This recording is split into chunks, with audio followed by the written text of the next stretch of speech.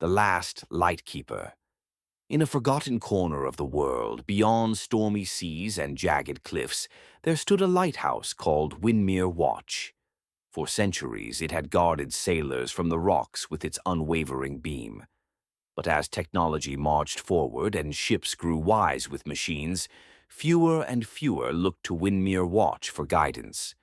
Only one man remained to tend the light: Elias Gray, the Last Lightkeeper. Every evening, without fail, Elias climbed the 137 steps to the lantern room. His joints ached, his beard silvered, and the sea air had carved deep lines into his face, but his hands remained steady. He would polish the great brass lamp, refill the oil, and strike the flint to bring the light to life. Each night he sat by the window, gazing into the blackened waters.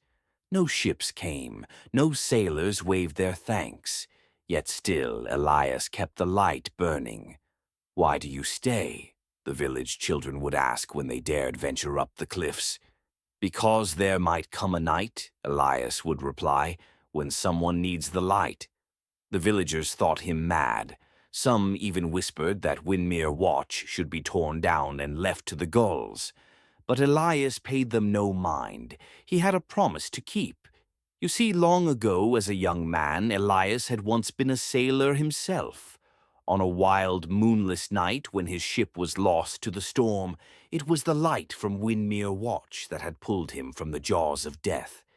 A vow had been made that night, to protect the light for as long as he lived. Seasons turned, the storms grew fiercer, the cliffs crumbled a little more with each passing year. Then came the night of the great storm, a tempest unlike any before. The sky split with thunder, waves as tall as mountains battered the cliffs.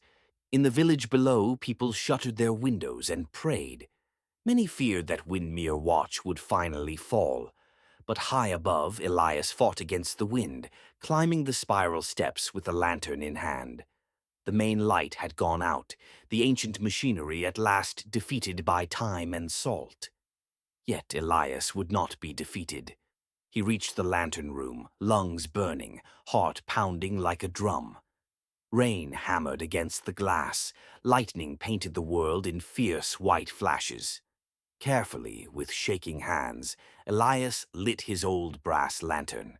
It was small, a pale flame compared to the grand beam Windmere once cast.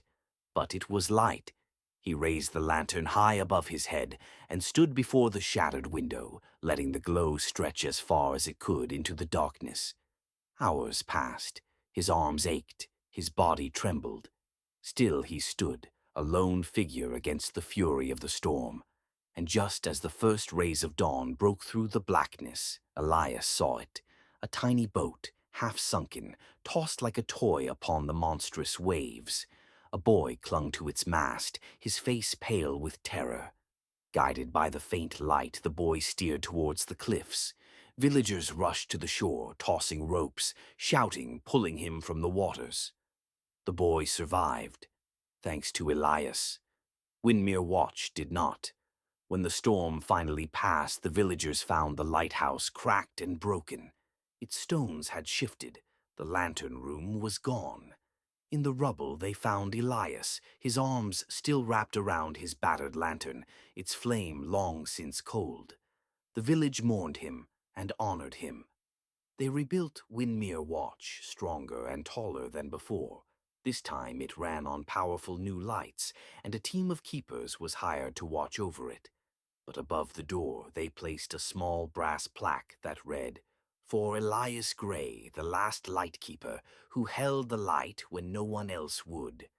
And from that day on, whenever storms rolled in and darkness swallowed the seas, a single lantern was placed in the highest window, burning steadily through the night, just in case someone was out there searching for a light to guide them home.